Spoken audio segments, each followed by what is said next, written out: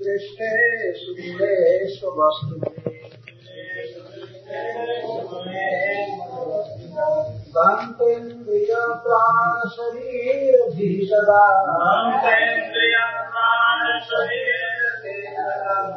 शांत कामो रहिता सुरः जस्मिन् महद्गुणा राजान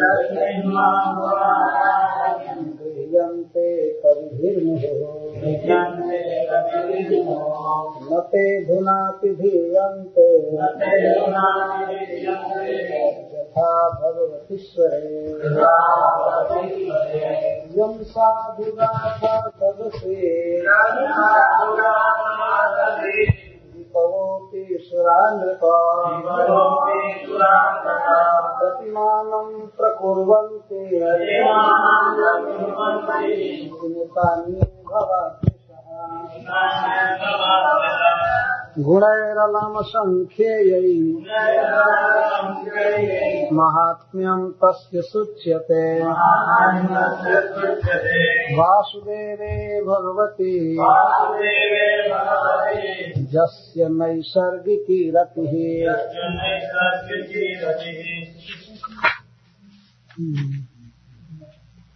तस्य उसके दैत्यपते है दैत्यपति हिरण्यकश्यप के पुत्रः पुत्रगण चत्वारः चार परमाद्भुतः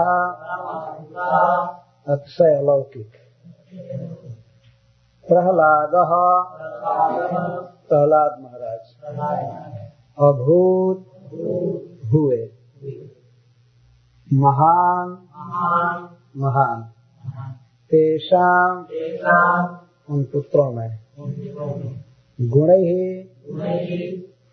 विविध गुणों द्वारा महदुपासकः महान पुरुषों के उपासक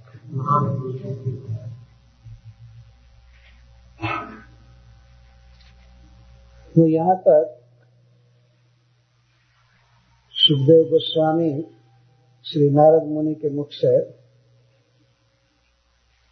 हिरण्यकश्यप की अशुभ वासनाओं का वर्णन किया। भगवान से प्रेम करने के अतिरिक्त संसार के भोगों के प्रति जो लालसा है जीव की, और उस लालसा को पूरा करने के लिए जो प्रयास कार्य किए जाते हैं, ये सब अशुभ है, वासना के प्रसार।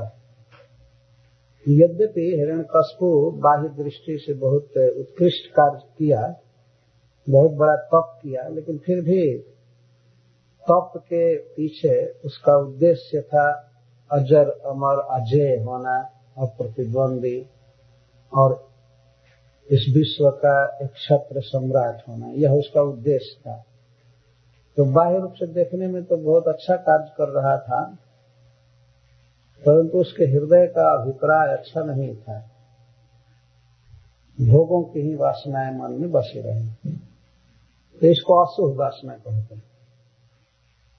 अब इसके बाद अर्थात हिरण्यकश्यप के वर्णन के बाद अब प्रहलाद महाराज का वर्णन प्रारंभ किया जा रहा है। प्रहलाद महाराज में शुभ वासना है, भगवान की भक्ति की लालसा है, प्रेम है। तो यहाँ से नारद चालू कर रहे हैं। तस्य दैत्यपते पुत्राश्चत्वारः परमाद्भुतः प्रहलादो गुणमहांस्तेषां गुणैर्महदुपासकः।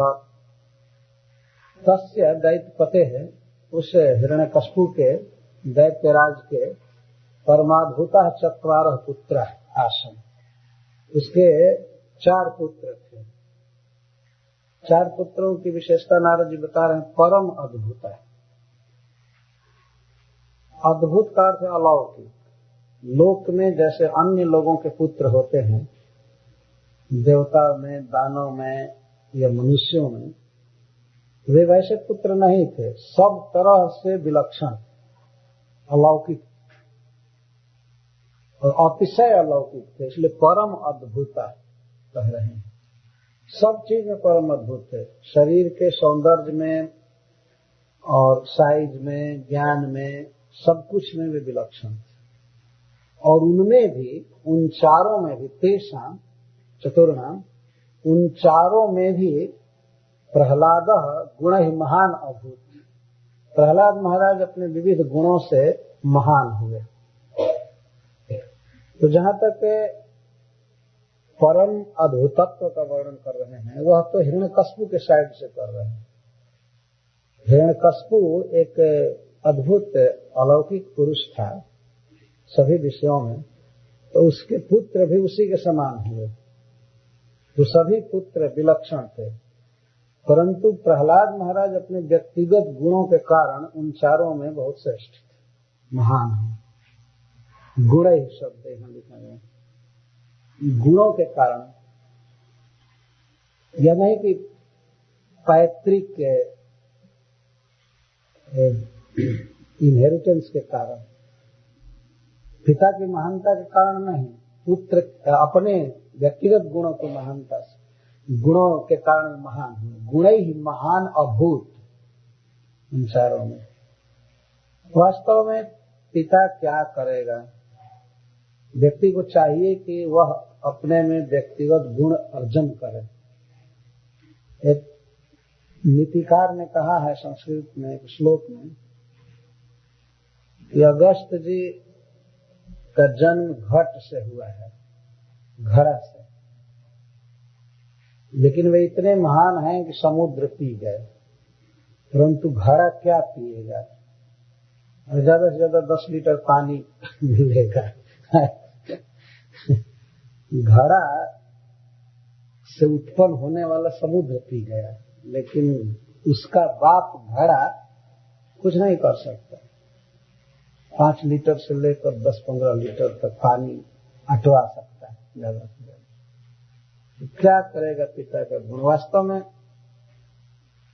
किसी भी पुत्र को चाहिए कि वह पिता के संपत्ति को, उसके ज्ञान और उसके स्वभाव को तो ग्रहण करे, परंतु कोशिश करे कि पिता से अधिक धन कमा लें, पिता से अधिक ज्ञान अर्जन करें, और इससे पिता का नाम बढ़ता है, पिता हीन नहीं हो जाते हैं। अगर पुत्र पिता को सरपास करता है, बहुत अधिक वैभव या पांडित्य या यश जो कुछ भी अर्जन करता है, तो इससे पिता का नाम बढ़ता है। लोग पूछा करते हैं किसका पुत्र? कहीं भी जाए किसी भी क्षेत्र में, तो सबसे पहले तो किसी व्यक्ति से यही पूछा जाता है ना, तुम्हारे पिता का क्या नाम है? फादर्स में कहीं जाए, यदि पुत्र गुणवान हो जाता है तो उससे पिता का यश बढ़ता है। तो प्रत्येक पुत्र का यह कर्तव्य है वो अपने पिता के यश को बढ़ाए। श्रील प्रभुपाद जी कहा करते थे कि यदि तुम्हारा कर्तव्य है कि तुम हमसे अधिक कार्य करो, यदि नहीं कर सके तो कम से कम मैंने जो किया है उसको बचा कर रखो। इतना तो करो, बारंबार कहा करते। तो प्रहलाद महाराज अपने जीवन में बहुत सी विशेषताएं अर्जित किए, गुण उन्होंने अर्जित किया है। इसीलिए नारद जी सबसे पहले उनका परिचय दे रहे हैं, गुण ही महान, गुणों के चलते महान। तो कौन कौन गुण थे? थोड़े से गुण गिनाए गए हैं, इनमें अनंत गुण थे। सबसे बड़ा गुण था कि वासुदेव भगवती जस नैसर्गिकी रति। आगे का श्लोक में आएगा, भगवान कृष्ण में उनकी स्वाभाविक रति, जन्म से किसी की ट्रेनिंग की आवश्यकता नहीं पड़ी। जैसे अन्य लोगों की रति विषय भोगों में रहती है स्वाभाविक, वैसे प्रहलाद महाराज की मति भगवान कृष्ण के रूप गुण लीला आदि में स्वाभाविक लगी हुई। समस्त गुणों में श्रेष्ठ गुण यह, और इसी के कारण अन्य समस्त गुण डेवलप्ड हो गए थे। जत्रास्ति भक्तिर भगवत किंचना सर्वैर गुणस्तत्र समासते सुरा। श्रील प्रभुपाद जी इसको कोट किए हैं। जिस व्यक्ति में भगवान के प्रति अनन्य भक्ति होती है उसमें सारे गुण हो जाते हैं और समस्त देवता उसके भीतर वास करते हैं अपने अपने गुणों के साथ। भिन्न भिन्न प्रकार के देवता हैं और उनमें भिन्न भिन्न गुण है, तो उन गुणों के साथ सभी देवता उस भक्त के भीतर निवास करते हैं जो भगवान कृष्ण का अनन्य भक्त हैं। जत्रास्ति भक्तिर भगवत अकिंचना, अकिंचना भक्ति, जिस भक्ति में भक्ति के अतिरिक्त और कुछ नहीं मिला हो उसको अकिंचना भक्ति कहते हैं। अ का अर्थ नहीं और किंचन का अर्थ कुछ, जिसमें और कुछ न मिला हो, केवल ईश्वर आराधन हो, केवल भगवान को प्रसन्न करने की भावना और उसकी कार्यावली हो, उसको अकिंचना भक्ति कहते हैं। तो प्रहलाद महाराज का वर्णन करते समय महान कहा जा, महान कैसे महान? गुण ही महान। अब गुणों का कुछ वर्णन करें। महत उपासक, महत उपासक का अर्थ है जो महत हैं, जो कृष्ण भावना में भगवान की भक्ति में बहुत बढ़े चढ़े हैं, उनको महत कहा जाता है। वास्तव में किसी की महानता या नीचता का मानदंड यही है, जो व्यक्ति जितना ही कृष्ण में रचा पचा है उतना ही महान है, और जो कृष्ण को भूलकर विषयों में जिस डिग्री पर रचा पचा है वो नीच, उसकी नीचता है। तो महत उपासक का अर्थ महतान उपासक, भक्तों से प्रेम करने वाले प्रहलाद महाराज, यह उनकी एक विशेषता। उपासना का अर्थ कई होता है। उपासना का अर्थ होता है पूजा करना, भजन करना, प्रसन्न करना, लेकिन एक अर्थ है संस्कृत में इमीडिएट होता है निकट बैठना। उपकार निकट, आसन, आसकन मन बैठने वाला, महान पुरुषों के पास बैठने वाला वो लड़का शुरू से। जो भगवान की भक्ति में थे, कृष्ण भावना में थे, उन्हीं लोगों का संग उसको पसंद था। और कोई व्यक्ति किसी के पास क्यों बैठता है? जिसके पास वो बैठता है, जिसके पास रहता है, उसमें उसकी रुचि होती है, अपने आप को चला जाता है। एक विषयी व्यक्ति विषयों के पास बैठेगा, एक सैनिक सैनिकों के पास बैठता है। तो इस तरह से जो जैसा होता है वैसे पुरुष के पास बैठता है। जो व्यक्ति धन कमाना चाहता है, बहुत बड़ा धनवान बनने की लालसा है, वह धनियों का संग करना चाहेगा और पता लगाएगा कि ये लोग कैसे धन कमा रहे हैं, किस उपाय से, है ना। वो पूछताछ करता रहेगा, एडवर्टाइजमेंट देखता रहेगा, कई बातें हैं। तो जो व्यक्ति कृष्ण भावना में उन्नति चाहता है वह कृष्ण भावना में उन्नत पुरुषों के पीछे रहेगा, उनको प्रसन्न करके उनकी कृपा से भगवान की भक्ति में विकास करना चाहेगा। तो प्रहलाद महाराज में यह गुण था, महद उपासक। वे महान पुरुषों के, महत पुरुषों के, कृष्ण भक्तों के उपासक। ब्रह्मण्य शील संपन्न सत्य संधो जितेन्द्रिय। आप गिनते गए कितने गुणों का वर्णन किया जा रहा है। सबसे पहले कहा गया गुण ही महान, यह पहली विशेषता। दूसरी विशेषता है महद उपासक, उपासक। और तीसरी विशेषता बता रहे हैं ब्रह्मण्य। तो दो प्रकार की वस्तुएं हैं इस संसार में, एक है ब्रह्म और एक है माया। ब्रह्म का अर्थ होता है चिद पदार्थ, चिन्मय, ज्ञानमय वस्तु, और माया का अर्थ होता है जड़ वस्तु।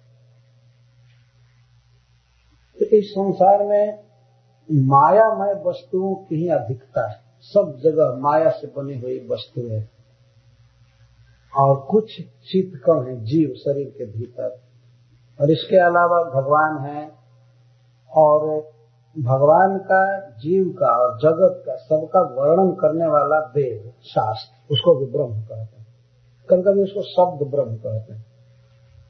तो जो व्यक्ति वेद शास्त्र के अनुसार केवल भगवान को अपने जीवन में अपनाता है, चुनता है, उसको ब्रह्मण्य कहते हैं या ब्राह्मण कहते हैं। और जो व्यक्ति ब्रह्म को, भगवान को भूल करके माइक वस्तुओं में इंटेंगल होता है, उसको मायावी या मायावादी कहते हैं। ऐसे मायावादी का दूसरा अर्थ होता है, लेकिन मायावादी उसे भी कहते हैं जो माया का ही वर्णन करता है। वाद माने बोलना, ये न्यूज़पेपर छाप छाप करके माया का वर्णन कर रहे हैं, तो वो भी मायावादी है। लेकिन तत्वतः मायावादी उन्हें कहा जाता है जो भगवान के रूप, गुण, धाम, लीला आदि को माया का विकार करते हैं, ये प्रसिद्ध मायावादी। परंतु जो माइक वस्तुओं में लगे रहते हैं, केवल खाने, पीने, सोने, पहनने, उनको माया में लिप्त, मायाबद्ध जीव कहते हैं। और जो ब्रह्म को पसंद करते हैं, भगवान कृष्ण को, और कृष्ण के गुणों का वर्णन जिन शास्त्रों में किया गया है, उन शास्त्रों से और भगवान से जो प्रेम करते हैं, वही बोलते हैं, सोचते हैं, संकल्प करते हैं, उनको ब्रह्मण्य कहा गया। तो प्रहलाद महाराज का गुण वर्णन किया जा रहा है, वो ब्रह्मण्य थे। माया के द्वारा उत्पादित की गई वस्तुओं में उनकी कोई रुचि नहीं। इस तरह से इस संसार में एक ज्ञानी या विवेकी पुरुष का लक्ष्य होना चाहिए ब्रह्म, भगवान। और जो भगवान को अपने जीवन का सब कुछ स्वीकार करता है, उसको ब्राह्मण कहा गया। यद्यपि हिरण्यकश्यप के सभी लड़के बड़े विलक्षण थे, लेकिन उनमें प्रहलाद महाराज तो भगवान कृष्ण को पसंद किए, पसंद ही नहीं किए, वास्तव में उसके लिए वे रात दिन आविष्ट रहे। कितनी बड़ी बाधा उनके जीवन में आई भगवान की भक्ति छुड़ाने के लिए। भी कहा जा रहा था तुम केवल हरे कृष्ण कहना छोड़ दो, बाकी सिंहासन तुम्हारे लिए रखा हुआ है। और नहीं, अगर ऐसा करते हो तो सिंहासन तो दूर की बात है, तुम जी नहीं सकते।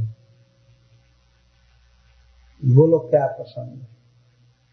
ऐसा कहने पर वे हिरण्यकश्यप को ही प्रीच करने लगते थे, तुम इस प्रकार का विचार छोड़ो, भगवान का भजन करो। क्या है दुनिया में, छोटा बच्चा और अपने पिता को शिक्षा दे रहा था। जो पिता विश्व में केवल ब्रह्मा, शिव और भगवान विष्णु को छोड़कर बाकी सबको अपने वश में कर लिया था, उस पिता को प्रहलाद महाराज निर्भय उत्तर दे रहे थे। क्योंकि ब्राह्मण ब्रह्म में उनकी रुचि थी। ब्रह्मण्य शील संपन्न, गुण में महान थे और ज्ञानी पुरुषों के भक्तों के उपासक थे, ब्रह्मण्य थे। लेकिन फिर भी प्रहलाद महाराज शील संपन्न। शील का अर्थ होता है नम्र व्यवहार, बड़ों के प्रति बड़े आदर से बोलना, झुक कर रहना, इसको शील कहा गया। और ऐसा कहा जाता है कि किसी व्यक्ति में यदि और कोई गुण हो या न हो, लेकिन उसमें यदि शील है तो सारे गुण उसमें होते हैं, उसका आदर संसार में होता है। शीलम एवं परम भूषणम। एक श्लोक में कहा गया है कि केयूर मतलब कुंडक, वलय, कंकर हाथ को आभूषित नहीं करते हैं, सिर को मुकुट आभूषित नहीं करता है, या हार गले को आभूषित नहीं करता है। जिस व्यक्ति में शील है उसका सब कुछ सुंदर लगता है, सब लोग उसे पसंद करते हैं। तो प्रहलाद महाराज में शील था, अभिमान थोड़ा भी छू नहीं गया था, बिल्कुल नम्र रहते थे। हम लोगों ने पढ़ा है, आप श्रीमद् भागवतम में देख सकते हैं कि जब प्रहलाद महाराज अपने गुरुओं के साथ आए अपने पिता के पास, षंड और अमर्क दोनों लेकर के आए थे। तो प्रहलाद महाराज अपने पिता को साष्टांग प्रणाम किए। आजकल का एक थर्ड क्लास का आदमी जिसमें कोई भक्ति नहीं है, वो पिता को प्रणाम नहीं करे, कहेगा वो तो नॉन डिवोटी है, उसको क्या प्रणाम करना है, तुम ही बहुत बड़े डिवोटी हो गए हो। है ना, ऐसा सुनने में आता। जब कोई भक्ति नहीं, नाम मात्र की भक्ति, फिर भी आज बताऊं पिता को क्यों प्रणाम करें, माँ को क्यों प्रणाम। तो प्रहलाद महाराज जो भक्त चूड़ामणि है, भक्तों में सबसे श्रेष्ठ है, वे अपने पिता को साष्टांग प्रणाम करते हैं भेंट होने पर। और तो और अंतिम जीवन में भी जब वो मार दिए गए हिरण्यकश्यप, भगवान ने मांगने के लिए वर कहा तो प्रहलाद ने कहा मैं कुछ भी नहीं मांगता हूं, लेकिन फिर भी वे भगवान के जाते समय वो यह मांगे कि हमारे पिताजी ने आपकी बहुत निंदा की थी, उनको बहुत बड़ा पाप लगा है, उनकी दुर्गति होगी, इसलिए कृपा करके उनको क्षमा कर दीजिए, उनकी दुर्गति न होने पाए। वह प्रहलाद जिसकी जान मारने के लिए हिरण्यकश्यप कोई भी उपाय बाकी नहीं छोड़ा, कुछ भी किया है, लेकिन फिर भी पिता के प्रति इनका वही स्नेह। भगवान से कुछ नहीं मांगे, अपने पिता के उद्धार की इनको चिंता थी, इसके लिए मांगे वर। तो भगवान ने कहा, रे बेटा तुम्हारे कुल के 21 पीढ़ी का उद्धार हो गया है तुम्हारे जन्म लेने से, तुम्हारे पिता तुम्हारी दूसरी ही पीढ़ी है, इसकी चिंता मत करो। भगवान स्पष्ट कहते हैं मैंने जो इसको टच किया है, मदंग संग मेरे इस दिव्य स्पिरिचुअल शरीर का जो इसको स्पर्श हुआ है, इससे और भी रात दिन जो मेरा चिंतन किया है, इससे सारे पाप इसके ध्वस्त हो चुके हैं, आप चिंता मत करो। तो इस प्रकार एक परम द्रोही व्यक्ति के प्रति भी प्रहलाद महाराज की यह सद्भावना थी, व्यवहार में बिल्कुल नम्र रहते थे, अभिमान तो छू तक नहीं गया था इनको, इसको शील कहते। शील संपन्न, संपन्न का अर्थ है पूर्ण, सब तरह से परिपूर्ण, शील से संपन्न। और सत्य संध, सत्य संध, संधा या संधि का अर्थ होता है संकल्प, प्रतिज्ञा। प्रहलाद महाराज कोई भी व्रत लेते थे जीवन में तो उसे सत्य करते थे, या अपने कहे हुए वचन को सत्य करते थे, सत्य संध। ऐसा कभी नहीं हुआ कि जानबूझ करके वे नियम तोड़ दें, कोई बहाना बना करके नियम तोड़ दें या कहे सॉरी मैं नहीं कर सकता। हम लोगों की ये बहुत बड़ी कमजोरी है कि अपने द्वारा कहे हुए वचन को भी हम पूरा नहीं कर पाते, दूसरे का क्या करेंगे। कम से कम अपनी स्थिति को जानना चाहिए कि हम क्या बोल रहे हैं, कितना कर सकते हैं, क्या नहीं कर सकते हैं। लेकिन जो बात मुख से निकल जाए उसे पूरा करना चाहिए, इसको सत्य संध कहते हैं। और विशेष करके इसका संबंध भगवान की भक्ति से है कि जब हमने व्रत लिया भगवान के भजन का, जैसे जप करना है 16 माला, तो किसी भी स्थिति में कर ही लेना, इसको सत्य संध कहते हैं। जो हमने जीवन में नियम लिया हमें जब करना है तो करना ही है, हमें यह मानकर नहीं टाल देना चाहिए चलो कम भी रह जाएगा तो भगवान का नाम है, कोई बात नहीं, जितना ले उतना ही। ये तो ठीक है, भगवान का नाम जितना ही लेना है उतना ही ठीक है, लेकिन हमने जो व्रत लिया, नियम लिया, तो नियम को पूरा करके जगत के सामने एक आदर्श प्रस्तुत करना चाहिए। जितना करेंगे, इस समय जगना है तो जगे। एकादशी का व्रत है तो व्रत कर रहे हैं तो व्रत कर निभाएं। ऐसा व्यक्ति समाज में बहुत विश्वास पात्र होता है दूसरे लोगों का। शत्रु भी विश्वास करते हैं कि यह व्यक्ति करेगा, इस स्थिति में ये करेगा। और जो व्यक्ति अपने नियम का पालन नहीं करता है इस गुरुजनों के द्वारा बनाए गए नियम या शास्त्र के नियम, तो वह व्यक्ति विश्वास खो बैठता है समाज में सब जगह। इसलिए अपने अपनाए गए नियम को दृढ़ता के साथ पूरा करना चाहिए। भगवान ने गीता में इसी बात को कहते हैं, भजन्ते माम दृढ़ व्रता। दृढ़ व्रत और नियम के साथ महात्मा लोग मेरा भजन करते। तो प्रहलाद महाराज सत्य संगत है, उनकी प्रतिज्ञा, उनका व्रत सब सत्य था। जितेंद्रिय, अपने मन और इंद्रियों के वे विजेता थे।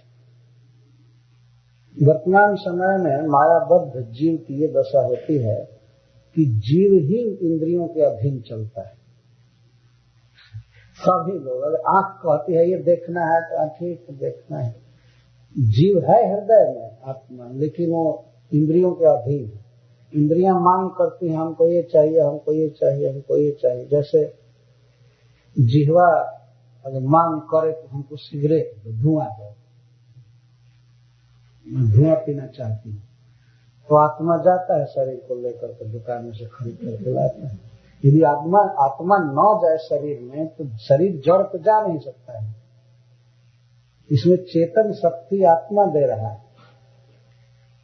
तो कहीं सिनेमा भवन की ओर जा रहा है, चाहे कहीं जा रहा है, किसी स्टोर में बहुत विशिष्ट खाद्य पदार्थ खाने के लिए जा रहा है, तो शरीर को लेकर के आत्मा जा रहा है। जैसे भगवान गीता में कहते हैं, शरीरम जग अवाप्नोति जच्चापुत्क्रांतिश्वरा गृहीत्वैतानि संयाति या विमुढ़ा नाम पश्यन्ति ज्ञान चक्षुषा। और ममैवांसो जीव लोके जीव भूता सनातना मनोः खष्ठान इंद्रियाणि प्रकृति स्थानी कर सती। ये जो मन सहित 6 इंद्रियां हैं और ये जो शरीर है, इसको आत्मा कर सती, खींचता है, इधर उधर ले जाता है।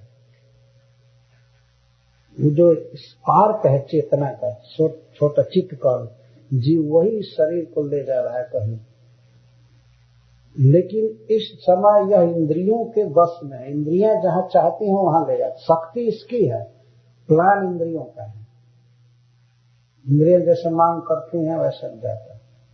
प्रहलाद महाराज ने अपनी स्तुति में सिंहदेव के प्रति जो स्तुति की है, उसमें कहते हैं भगवान से कि हे प्रभु, इस देहपति की ऐसी दशा है, देहपति में आत्मा की, जीव की, जो बहुत स्त्री रखने वाले गेहपति की होती है। पहले जमाने में अब भी कोई हो सकता है जो बहुत सी पत्नी रखे, तो पत्नियां भिन्न भिन्न जगह की होती है और उनमें परस्पर प्रेम नहीं होता है। प्रत्येक की मांग अलग होती है। हमारे लिए वस्त्र लाओ, हमारे लिए अलंकार लाओ, हमारे लिए नया घर बनाओ, ये करो वो करो। तो मान लीजिए किसी की 10 स्त्रियां हों और 10 और खींचे उसको, तो उस व्यक्ति की क्या हालत होगी? मरना निश्चित है। कहीं बाजार करके आवे, मार्केटिंग करके और आंगन में प्रवेश करे और 10 आकर खींचने लगे, हमारे घर में चलो, हमारे घर में चलो। कोई हाथ पकड़े, कोई पैर, कोई केस, कोई कान, कोई कुछ, तो कई टुकड़ों में बांट देंगे। और कहने के लिए वो गेहपति है, वो गृहपति। प्रहलाद महाराज ने कहा है कि जैसे गृहपति की को वाइफ्स, उसकी सौतेली पत्नियां अपने अपने घर में उसको खींचती हैं, उसको चैन नहीं मिलता, उनकी मांगों की सप्लाई करने में ही वो बेहोश रहता है। उसी तरह से यह जीव देहपति, कहने के लिए देह का पालक है, देह में रह रहा है, लेकिन इंद्रियों की मांग को पूरा कर रहा है। क्या क्या पूरा करेगा? तो हम लोग इंद्रियों के अनुसार चलने के लिए नहीं आए हैं। हम लोग वास्तव में परमात्मा के डायरेक्शन में चलने के लिए आए हैं। वे जैसा कहे वैसा हमको करना है, इंद्रियां जैसा कहती हैं वैसा नहीं करना है। भगवान गीता में एक जगह प्रवचन कर रहे हैं, तो उन्होंने कह दिया कि जही शत्रु महाबाहो काम रूपम दुरासदम। हे कुंती नंदन, तुम महान वीर हो, तुम्हारी भुजा बहुत महान है, इस काम रूपी दुर्जय शत्रु को मारो। तो मानो अर्जुन ने यह कह दिए कि अरे काम तो बहुत बलवान है, मेरी क्या शक्ति है कि मैं मार सकता हूँ। तब भगवान बताते हैं नहीं नहीं, आत्मा की बहुत शक्ति है। तो वहीं पर एक श्लोक में बताते हैं इंद्रियाणी परायाहु, इस शरीर के भीतर इंद्रियां जो हैं अन्य अंगों से श्रेष्ठ है, पराणी श्रेष्ठ है। इंद्रियाणी पराणी आहु, और इंद्रियेभ्यः परम मन, और इंद्रियों से बढ़ करके है मन। मनसस्तु परा बुद्धि, और मन से ही श्रेष्ठ है बुद्धि। और यो बुद्धे परतस्तु सह, और बुद्धि जिससे भी जो श्रेष्ठ है वो है आत्मा। तो तुम तो आत्मा हो, तुम बुद्धि से भी श्रेष्ठ हो, मन से भी श्रेष्ठ हो, इंद्रिय से श्रेष्ठ हो, इसमें तो कहना ही क्या है। इसलिए तुम अपने स्वरूप को समझो और काम को मारो। मतलब इंद्रियों की मांग को पूरा मत करो। इंद्रियां हमारा सर्वेंट, हमारा गुलाम होनी चाहिए, न कि हम उनके गुलाम हो जाए। तो प्रहलाद महाराज जितेंद्रिय, अपनी समस्त इंद्रियों को अपने बस में रहकर भगवान की सेवा में लगाए थे। जितेंद्रिय का यह अर्थ। जितानी इंद्रियाणी जेन स जितेंद्रिय, जिसके द्वारा सारी इंद्रियां अपने बस में कर ली गई। और बस में इंद्रियां कर ली गई है, इसका अर्थ यह नहीं कि बस में करके कोठरी में बंद कर दी गई है। बस में करने का मतलब है कि हम जैसा चाहते हैं वैसा कर रहे हैं, उनसे काम लेना है, इंद्रियों से काम लेना है। जैसे भगवान का दर्शन करना है, हाथ से सेवा करनी है, पैर से चलना है तो भगवान के लिए चलें, कान से सुनना है तो भगवान की बात सुने, जीवा से खाना है तो भगवत प्रसाद खाएं, तुलसी की सुगंध सूंघे, कथा सुने कान द्वारा। इसको कहा जाएगा कि जितेंद्रियता। जैसे आप लोग कथा में आए हैं तो एक इस उदाहरण द्वारा बात समझ में आ रही है कि जब आप घर से निकले होंगे तो वास्तव में आपका प्लान है कथा में आने का, इंद्रियों का प्लान नहीं। ये आत्मा का प्लान है कि चले। तो आत्मा चला तो बेचारी इंद्रियां करे क्या, उसके बस में होकर के वो साथ में आ रही है। क्योंकि ये देहपति है, जहां जाना चाहेगा वहीं जाएगा देह। लेकिन जब अपने स्वरूप में रहेगा तब ना, नहीं तो अपने स्वरूप को भूल गया तो इंद्रियां जहां चाहेंगी वहां जाएगा। तो भगवान की भक्ति में इन इंद्रियों को इंगेज करना है। हृषि के सेवनम भक्ति उच्चते, इंद्रियों से इंद्रियाधिपति भगवान की सेवा को भक्ति कहा जाता है। तो जितेंद्रिय थे प्रहलाद महाराज, ये उनके गुणों का वर्णन किया जा रहा है। कभी भी इंद्रियों के मांग के अधीन वे नहीं हुए, इंद्रियां उनके अनुसार भगवान की सेवा में लगी हुई। आत्मवत सर्वभूतानां एक प्रिय सुहृत्तम, आत्मवत आत्मा के समान। आत्मा का अर्थ होता है सुपर सोल, परमात्मा भगवान। भगवान जिस तरह समस्त प्राणियों के सुहृद हैं, सुहृदम सर्वभूतानां, सभी जीवों के, इस तरह प्रहलाद महाराज परमात्मा की तरह सबके सुहृद थे, सबके हित से। अब इससे अधिक क्या गुण कहा जा सकता है। कोई भी व्यक्ति संसार में कितना भी उदार बने, लेकिन परमात्मा जैसा हितैषी होना कठिन है। हम लोग अपने परिवार की चिंता करते हैं, समाज की चिंता करते हैं, संघ की चिंता करते हैं, इतने आदमी ठीक रहें, ये रहें, वो रहें। सौहार्द करने की शक्ति तो नहीं है, लेकिन सौहार्द की भावना तो हो सकती है, पर भावना भी नहीं रहती। तो प्रहलाद महाराज परमात्मा की तरह, भगवान कृष्ण की तरह समस्त प्राणियों के सुहृद थे और प्रिय सुहृद। वास्तव में भगवान सबके प्रिय हैं। शरीर में जब तक परमात्मा रहते हैं तब तक शरीर से लोग प्रेम करते हैं, और जब भी परमात्मा शरीर को छोड़कर चला जाता है अपने अंश जीवात्मा के साथ, तो शरीर से कोई प्रेम नहीं करता है। देखा गया संसार में कोई किसी भी जाति का या किसी भी धर्म का फॉलोअर हो, डेड बॉडी से कोई प्रेम नहीं करता है। तो जब तक शरीर चेतन है तब तक प्रेम है। तो चेतना क्या है? दो प्रकार की चेतना है शरीर में। सुप्रीम चेतना जो एक ही चेतना समस्त शरीरों में है वो है भगवान। क्षत्रज्ञम चापि माम विद्धि सर्व क्षेत्रेषु भारत। लेकिन इसके साथ एक इंडिविजुअल चेतना है, वो है जीव। तो जीव भी भगवान का अंश है। तो जीव और भगवान दोनों शरीर को छोड़कर जब निकल जाते हैं तो यह शरीर डेड कहे, मृतक कहे। मृतक शरीर से कोई प्रेम नहीं करता, छूना नहीं चाहता, देखना नहीं चाहता। तो शरीर में जो वस्तु थी जीवित समय में, वास्तव में प्रेम जो है उसी वस्तु से है, ये सिद्ध हुआ। वो उस वस्तु के निकल जाने पर मृतक शरीर से प्रेम नहीं रहता है। तो सिद्ध हुआ कि प्रेम जो था वह उस चेतन वस्तु से था। तो वास्तव में भगवान प्रिय है। तो जिस प्रकार भगवान से लोग प्रेम करते हैं, जनता उस तरह से प्रहलाद महाराज से प्रेम करती थी। इतना प्रिय, परमात्मा की तरफ प्रिय थे और परमात्मा के समान दूसरों का हित करने वाले थे, सुहृदतम।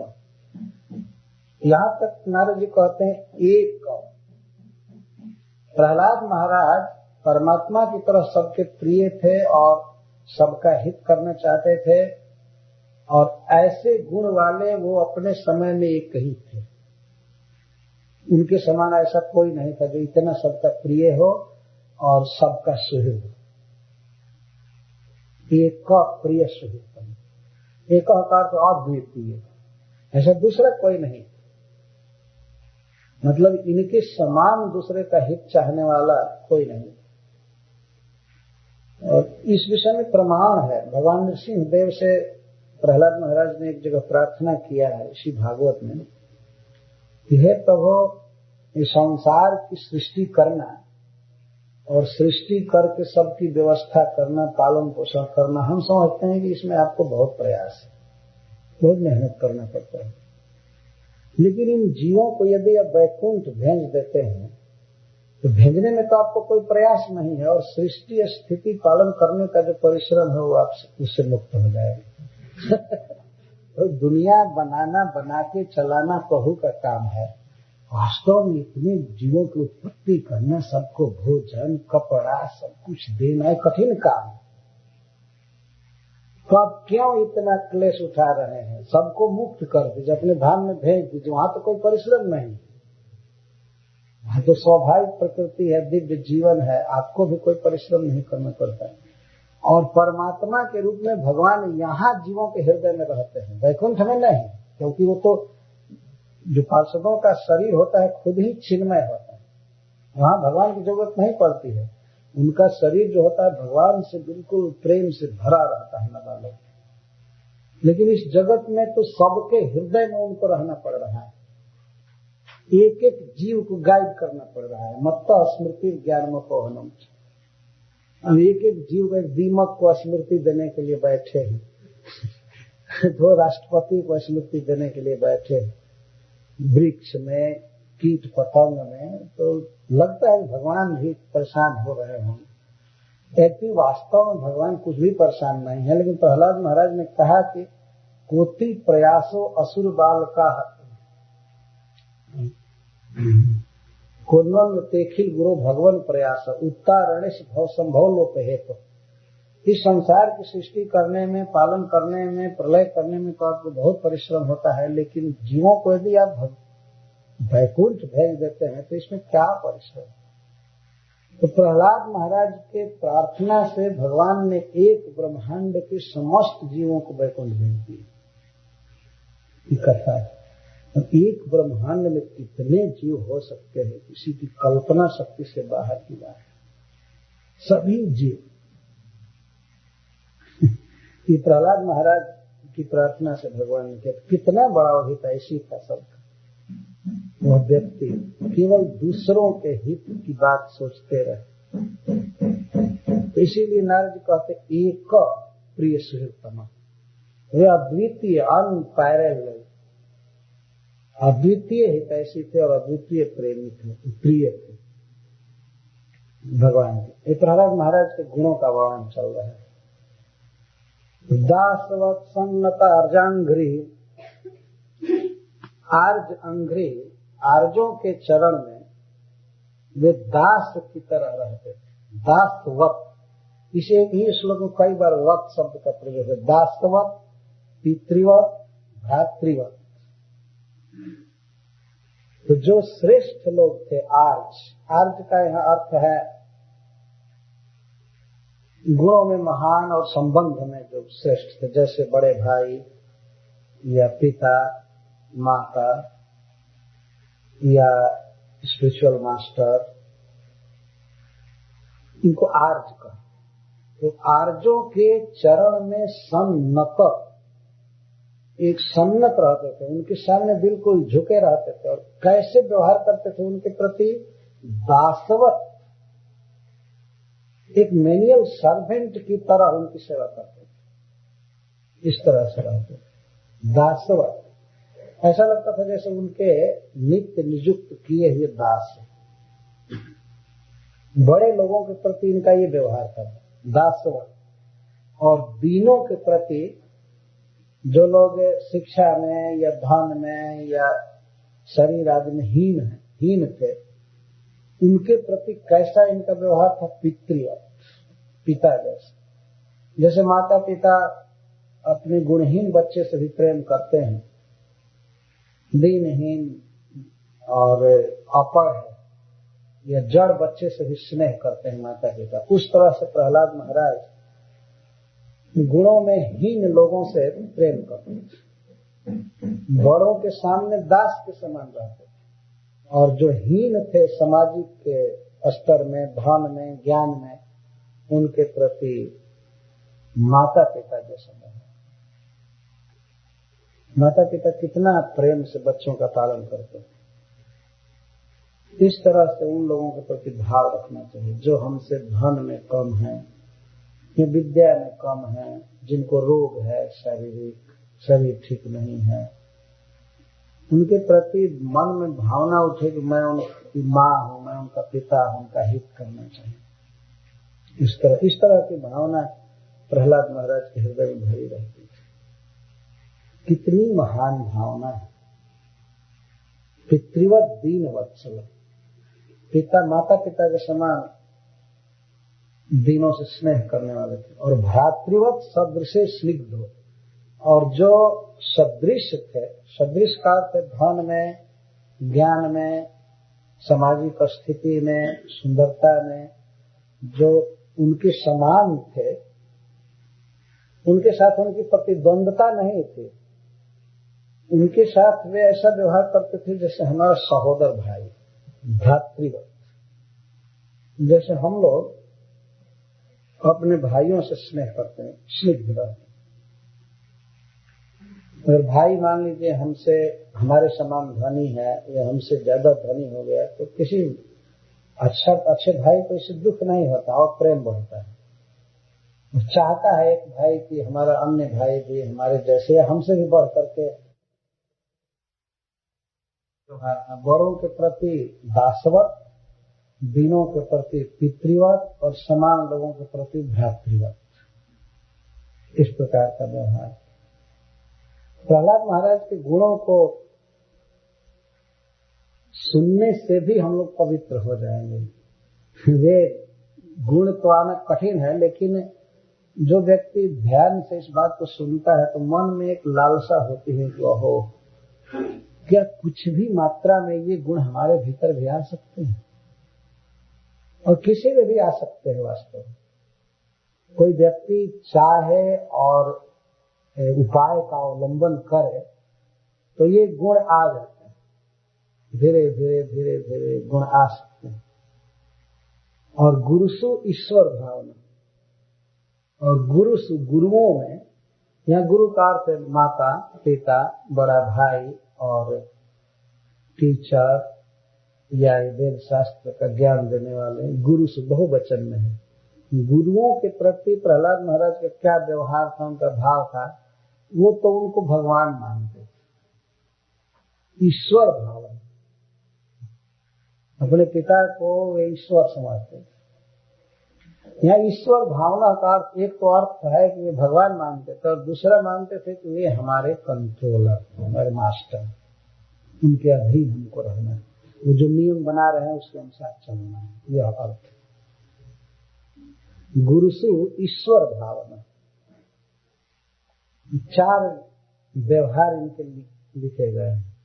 कोई भी व्यक्ति जो श्रेष्ठ था उसके प्रति दासवत, खास करके श्रेष्ठ से और भक्तों से, जो कृष्ण भावना में अग्रसर थे उनके प्रति दासवत व्यवहार करते थे, और दीनों के प्रति पितृवत, समान के प्रति भ्रातृवत, और गुरुजनों में ईश्वर बुद्धि करते थे। और विद्यार्थ रूप जन्माढ्य, 4 से वे बिल्कुल संपन्न थे, विद्या और रूप और जन्म। ये 4 बहुत बड़े गुण माने जाते हैं मनुष्यों में। कोई व्यक्ति बहुत पढ़ा लिखा हो, वेद शास्त्र, इसको विद्या कहते हैं, विद्या। तो प्रहलाद महाराज लौकिक दृष्टि से भी सीमा की पढ़ाई कर चुके थे। आज तो क्या सीमा है पढ़ाई की? पढ़ाई की कोई सीमा नहीं है ना। पीएचडी शोध करते हैं और क्या क्या, यह पढ़ो वह पढ़ो, एक विषय केवल। प्रहलाद महाराज तो सब विषय पढ़े थे, सारी विद्या पढ़े थे। और अर्थ कितना था, धन, अब इसका क्या अंदाज किया जा सकता है। जब विश्व का मालिक ही अपना बाप था तो धन तो सब इनका ही था। विद्या और रूप, और ये बहुत सुंदर थे। भगवान विष्णु के समान सांवला इनका शरीर था, बहुत सुंदर। और जन्म भी बहुत ऊंचे वंश में हुआ था। कितना ऊंचे वंश में हुआ था? ये ब्रह्मा जी के प्रपौत्र के पुत्र थे। ऐसे जैसे ब्रह्मा जी के पुत्र मरीचि के कश्यप के हिरण्यकश्यप के प्रहलाद महाराज। ब्रह्मा जी से केवल 4थी पीढ़ी में थे। कितना ऊंचा जन्म है। तो जन्म की दृष्टि से बहुत ऊंचे वंश में जन्म था इनका, और विद्या बहुत पढ़े लिखे थे, पैसा बहुत था, सौंदर्य बहुत था, लेकिन फिर भी मानस स्तंभ विवर्जित। कभी इनके भीतर यह भाव नहीं आया कि मैं पूज्य हूँ, मेरा आदर होना चाहिए, क्योंकि मैं बहुत पढ़ा लिखा हूँ, राजा का पुत्र हूँ, बहुत सुंदर हूँ, बहुत धनी हूँ। इस तरह की भावना उनके भीतर नहीं आई, और कभी उदंडता नहीं आई। स्तंभ का अर्थ होता है खंभा जैसा खड़ा रहना, झुकना नहीं, ऐसा नहीं। मतलब इनमें नम्रता का अभाव कभी नहीं हुआ। यदि 4 वस्तुएं ऐसी हैं जिनके कारण व्यक्ति उदंड हो जाता है, उच्छृंखल हो जाता है, 4 में से एक भी हो तो मनुष्य की चेतना दूषित हो जाती है।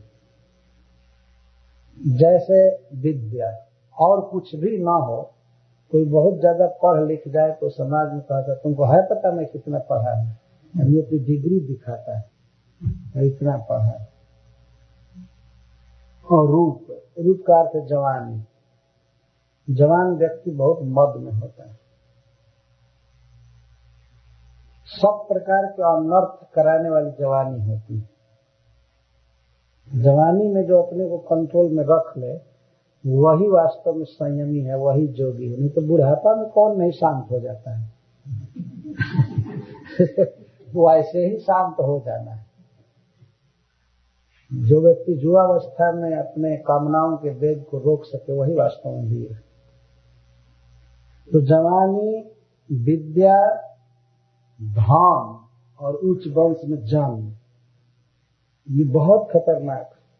महारानी कुंती ने कहा है भगवान कृष्ण से कि जो इस तरह से संपन्न है तो आपका नाम भी नहीं ले सकते। ऐसा जन्म स्वर्ग सुत श्रीभी एधमान मदह पुमान नैवारहत विधातु में त्वाम किंचन गोचरम। वो तो कृष्ण गोविंद आदि आपका नाम भी नहीं जप सकता है, ऐसा कुंती ने कहा है। और रियली हम लोग देखे हैं समाज में कुछ ऐसे लोग होते हैं जो भगवान का नाम बोलने में अपनी हीनता समझते हैं, नहीं बोलते। और प्रहलाद महाराज में सभी गुण थे, लेकिन फिर भी उनके अंदर रिस्पेक्ट की भावना नहीं आई कि मेरा आदर होना चाहिए और वे कभी उदंड नहीं हुए, नियमों की अवहेलना नहीं की, उन्हें नम्रता बनी की बनी रह गई। मान और स्तंभ से विवर्जित, विशेषण वर्जित, उनमें थोड़ा भी प्रवेश नहीं था। ये सब गुण है वास्तव में।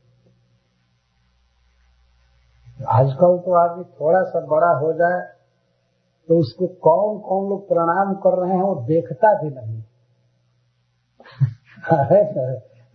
कुछ लोगों को हम लोग देखते हैं ऐसे जा रहे हैं, कितने लोग प्रणाम कर रहे हैं, देखते भी नहीं है कौन प्रणाम कर रहा है, क्या कर रहा है। इस तरह से इसको स्तंभ कहते हैं। थोड़ा सा आदर हो गया, बस अंधा हो गए, नहीं गिन रहे हैं कौन हमारे सामने झुक रहा है। ये नियम है वास्तव में। कोई कितना भी बड़ा हो जाए लेकिन उसको कोई प्रणाम करे तो उसका कर्तव्य है कि उस प्रणाम को लौटावे, प्रणाम द्वारा। हमारे भारतवर्ष में नियम है, कोई कहता है प्रणाम तो दूसरा भी कहता है प्रणाम, है ना, ऐसा कहता है। तो प्रणाम का पात्र कौन है? हृदय में जो भगवान है वही प्रणाम के पात्र है। वास्तव में प्रणाम परमात्मा को किया जाता है। दक्ष प्रजापति को प्रणाम नहीं किया था शिव जी ने, तो उनकी पत्नी पार्वती जी, सती जी पूछ रही थी आप क्यों नहीं प्रणाम किए सभा में। तो भगवान शिव ने कहा कि मैं शरीर को प्रणाम नहीं करता है, पंचभूत से बने हुए हाड़ चाल रक्त मांस, इसको थोड़े मैं प्रणाम करूंगा। इस शरीर के भीतर रहने वाले परमात्मा भगवान कृष्ण को मैं प्रणाम करता हूँ। दक्ष प्रजापति देहाभिमानी है इसलिए मैं उसको प्रणाम नहीं किया, परमात्मा को तो मैं प्रणाम कर लिया। तो वास्तव में जो प्रणाम किया जाता है वो इस देह को प्रणाम नहीं किया जाता है, देह के भीतर स्थित भगवान को प्रणाम किया जाता है। तो जिसको प्रणाम किया जाता है वह अभी प्रणाम करने वाले के हृदय में भगवान को देखकर प्रणाम करता है। प्रणाम प्रणाम, नमस्ते नमस्ते, ये राम राम, हरे कृष्णा, इस तरह से किया है। इसलिए प्रणाम करने वालों के सामने जरूर झुकना चाहिए, ये शास्त्र का नियम है। तो प्रहलाद महाराज इस तरह से बहुत पूज्य थे, बड़े थे, लेकिन फिर भी वे मान और स्तंभ से विवर्जित थे। और भी आगे उनके गुण बता रहे हैं। नोद्विग्न चित्तो व्यसनेषु निस्पृहा श्रुतेषु दृष्टेषु गुणेषु वस्तुदृक्। व्यसनेषु मतलब संकट के समय में, विपत्तियों में न उद्विग्न चित्त, वो कभी उद्विग्न नहीं होते, घबराते नहीं। संसार में स्थितियां तो बदलती रहेंगी, कभी अच्छा समय आएगा, कभी बुरा समय आएगा। तो व्यसन कहते हैं विपत्तियों। कभी हो सकता है धन कम हो जाए, किसी स्वजन का मरण हो जाए, या समाज में अपमानित होना पड़े, या शरीर में ही रोग हो जाए, तो इससे क्या है, चलता रहेगा। उद्विग्न नहीं होना चाहिए। उद्विग्न का अर्थ है चिंता करके अपने स्वधर्म से, भक्ति से हट जाना, इसको उद्वेग कहते हैं। कुछ लोग विपत्तियों में घबरा करके भगवान का भजन छोड़ देते हैं। तो प्रहलाद महाराज ऐसे नहीं, चाहे लाख विपत्ति आए लेकिन उद्विग्न चित्त नहीं। अब इनसे ज्यादा विपत्ति किसके जीवन में आ सकती है? जिस व्यक्ति को रात दिन मारने का उपाय किया जा रहा है, और उपाय कौन कर रहा है? सम्राट, राजा, और वो अभी क्या है तो अपना बाप है। और जब बाप से प्यार नहीं मिला जिस व्यक्ति को, तो उस पर कितना बड़ा संकट। एक भीख मांगने वाला पिता भी अपने पुत्र का पालन करता है, लेकिन प्रहलाद महाराज के जीवन में तो संकट के अलावा और कुछ था ही नहीं, लेकिन फिर भी वो कभी नहीं घबराया। भगवान की भक्ति जैसे करते थे वैसे करते ही रहे। हरे कृष्णा कृष्णा कृष्णा हरे हरे, हरे राम राम राम। तो भगवत भक्तों के जीवन में बहुत से संकट आते हैं, लेकिन वे संकट उनको और निखार देते हैं, वे तेज उनका बढ़ा देते हैं। जैसे अग्नि को, जैसे सोना को अग्नि में डाला जाता है तो बेचारा सोना पिघल जाता है, बहुत अधिक आग पर सोना पिघलता है, पिघलता है, लेकिन उसका तेज और बढ़ जाता है। उसकी जो गंदगी होती है जल कर खाक हो जाती है और चमकने लगता है। तो इस तरह महान लोग विपत्तियों में और अधिक चमकते हैं। उनकी जो कृष्ण भक्ति है वो और उफान मारती है उसी समय, बल्कि उनकी भक्ति का पता तो लगता है। संपत्ति के समय में उनकी भक्ति का पता नहीं लगता, लेकिन विपत्ति में तो और कृष्ण भावना में दृढ़ हो जाते हैं, उनका तेज बढ़ जाता है। तो विपत्तियां आती हैं शिक्षा देने के लिए, और वास्तव में किसी भी मनुष्य को चाहिए संकट में जीने की कला मालूम होनी चाहिए। ये नहीं सोचना चाहिए संकट आएगा ही नहीं, ऐसा तो हो ही नहीं सकता है। पदम पदम जब विपदा, ये संसार तो विपत्तियों का स्थान है। विपत्तियां नहीं आ रही हैं, यही आश्चर्य है इस संसार में। तो विपत्ति तो आएगा ही। अब इतना जमा हुआ राज था पांडवों का पूरे संसार में, चक्रवर्ती राजा पांडु के पुत्र, लेकिन एक दिन ऐसा समय आया कि घर द्वार सब कुछ छोड़कर वन में चला जाना पड़ा पत्नी द्रौपदी के साथ। क्या हम लोग ऐसे समय की कभी कल्पना कर सकते हैं? ऐसा समय कभी आ जाए तब कैसे रहेंगे? भगवान श्री राम को राज देने को कह करके और दूसरे दिन वन में भेज दिया गया, और वो भी अपनी पत्नी के साथ गए वन में। 14 वर्ष तक रहे वन में। हम लोगों के जीवन में वो बात क्या आती, कल 14 वर्ष तो नहीं, 14 दिन अस्पताल में भर्ती रहे। तो यह भी एक संकट है। पैसा भी जाता है, काम भी रुका रहता है, शरीर रुग्ण हो जाता है, स्वजन सब चिंतित रहते हैं। ये समय आएगा, और बीच बीच में आता ही रहता है, सबका अनुभव है। लेकिन जो भगवान का भक्त है वो भक्ति से नहीं देख सकता है। हाँ, भक्ति का स्वरूप भले कुछ भिन्न होता है कि जब राजा थे तो बड़े बड़े यज्ञ कर रहे थे, भगवान की सेवा कर रहे थे विविध दान द्वारा, और जब वन में चले गए तो पत्र पुष्प का भोग लगा रहे थे। तो राजा थे तो यज्ञ कर रहे थे, राजसूय यज्ञ द्वारा कृष्ण की आराधना किए, और वन में गए तो सात पात फल भोग लगाए। जैसी स्थिति थी वैसी भक्ति करते थे। राजर्षि भरत जी जब राजा थे तो विविध यज्ञ करते थे, और वन में चले गए तो कंद मूल फल भोग लगाते थे भगवान को। ये भागवत में वर्णन। किसी भी स्थिति में भक्ति की जा सकती है। न उद्विग्न चित्त विषयेषु व्यसनेषु। कभी भी संकटों के समय में प्रहलाद महाराज अपने धर्म से विचलित नहीं है, किस भावना से विचलित नहीं है। और निःस्पृह, वे निष्प्रिय थे। किसमें? श्रुतेषु दृष्टेषु गुणेषु। संसार में स्वर्ग के विषय में सुनते थे, स्वर्ग में यह सुख है, ऐसे ऐसे, उसको श्रुत सुख कहते हैं, सुनता है। जैसे इंडिया में रहने वाला भी सुनता है अमेरिका में ये अच्छा है वो अच्छा है। तो जो लोग अभी नहीं आए हैं उनके लिए अमेरिका श्रुत है। यहाँ का सब कुछ जो भी है श्रुत है, और जो आ चुके हैं उनके लिए दृष्ट है। श्रुतेषु दृष्टेषु। तो चाहे सुने हुए भोग या देखे हुए भोगों में प्रहलाद महाराज निष्प्रिय थे, और इन गुणों में, माया की वस्तुओं में इनका भाव क्या था, क्या दृष्टि थी? दृक् अवस्तु दृक्। ये तो इसको वस्तु मानते ही नहीं थे, मानते ही नहीं थे कि ये कोई चीज है, अर्थात इसको बिल्कुल अनुपयोगी मानते। जानते थे हमारी कृष्ण भावना में यह कुछ भी हेल्प करने वाला नहीं। संसार के भोग, चाहे स्वर्गीय भोग हो चाहे पृथ्वी के भोग हो, ये दृष्ट और श्रुत खास करके स्वर्ग और पृथ्वी के भोगों के लिए कहा गया। कुछ वस्तु तो व्यक्ति देखता है और अनुभव करता है, आंख से देखता है और अन्य इंद्रियों से अनुभव करता है, और कुछ भोग ऐसे हैं जिनके विषय में केवल सुनने को मिलता है। तो बहुत से ऐसे जीव हैं, सुनने मात्र से उस भोग के प्रति उनकी आसक्ति हो जाती है। उसको पाना है, देखना है, ये है वो है। हमने देखा है अमेरिका में एक बार मैं बैठा था और कुछ आदमी एक लैंड की बात कर रहे थे, डिज्नी लैंड। तो मैं तो बिल्कुल देखा नहीं था, सुन रहा था। हमारे अंदर कोई इच्छा नहीं है देखने की।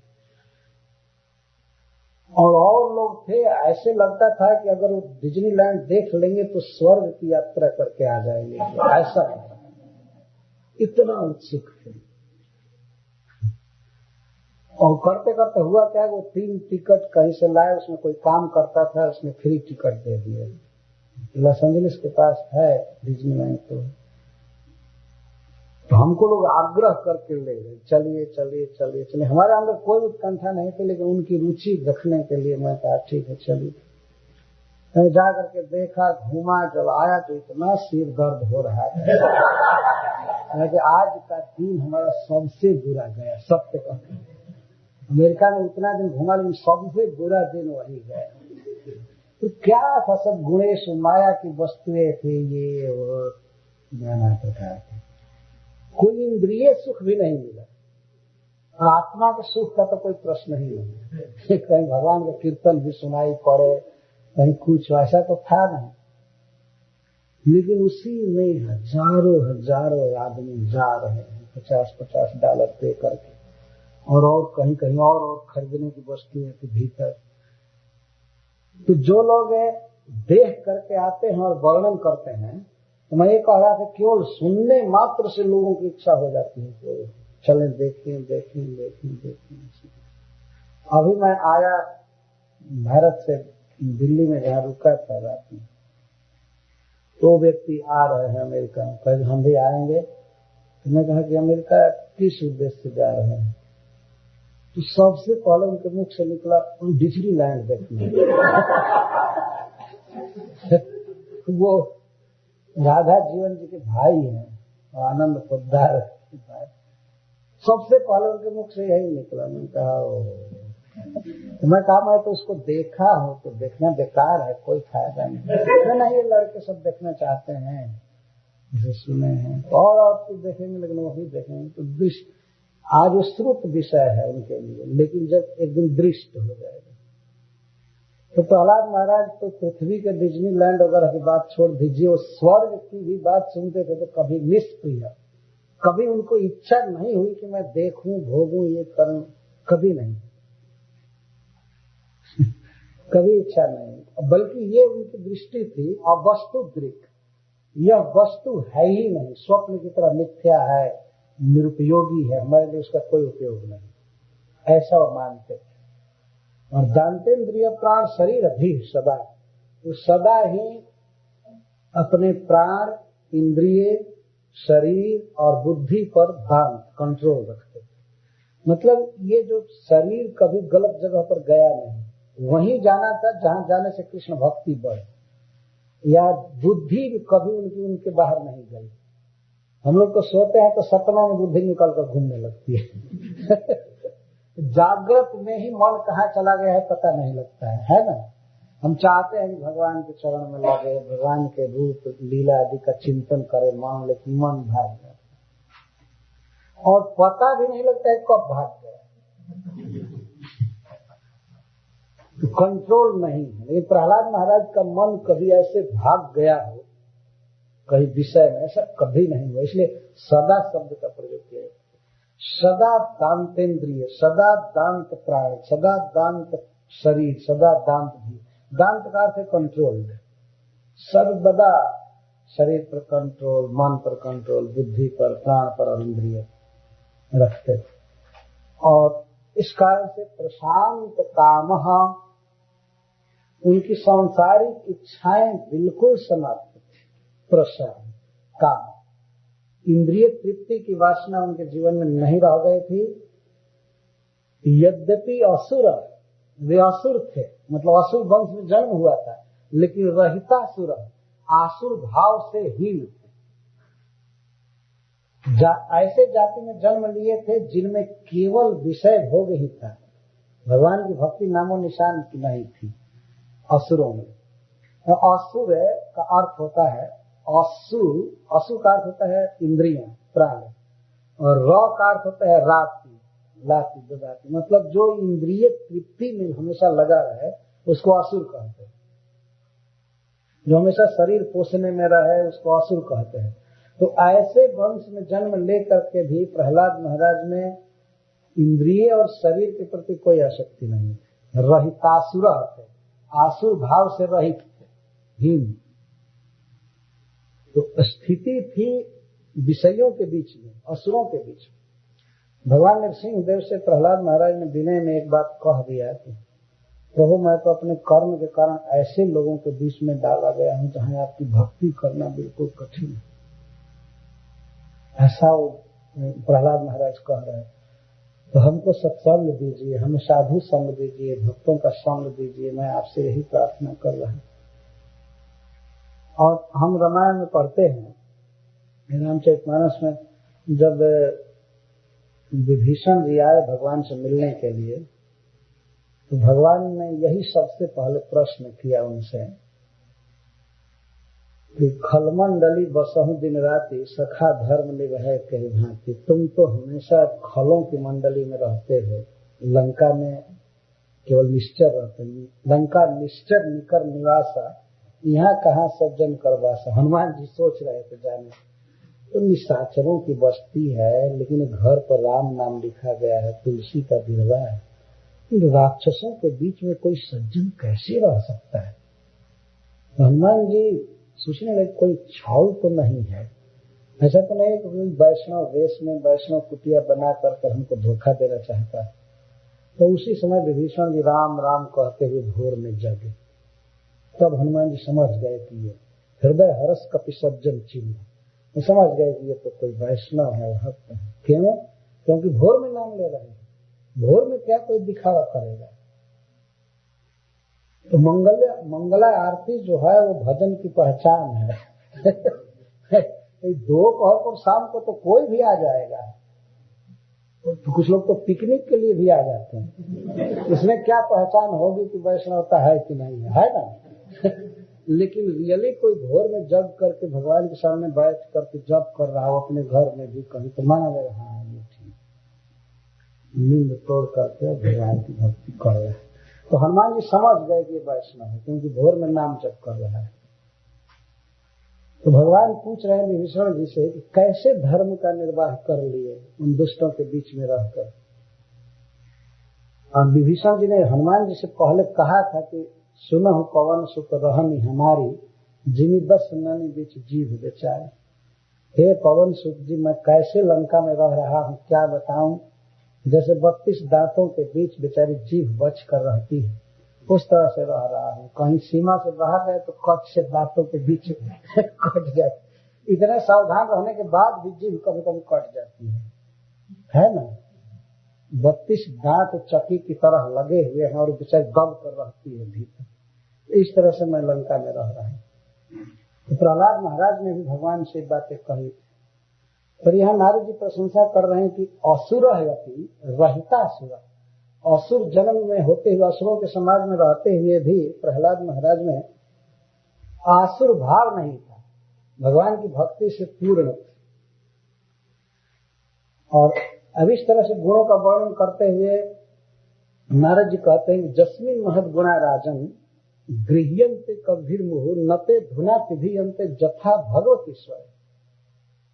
हे महाराज, प्रहलाद महाराज के कहां तक मैं गुण वर्णन करूं, उनमें जो भी गुण हैं वे आज तक हैं। न अधुना अपि भी अंते, आज भी तिरोहित नहीं हो रहे हैं। जैसे भगवती ईश्वर है, जैसे भगवान कृष्ण में जो गुण अनादि काल से हैं वो अब तक हैं। जैसे भगवान सुंदर हैं तो हमेशा सुंदर रहेंगे। ऐसा नहीं कि कुछ दिन के बाद बूढ़ा हो जाएंगे और सुंदरता चली जाएगी।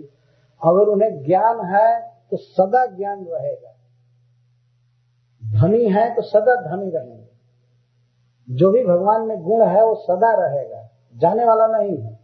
तो उसी तरह प्रहलाद महाराज में जो गुण है वो जथा भगवती ईश्वर है, जैसे भगवान में गुण है वैसे उनमें गुण है।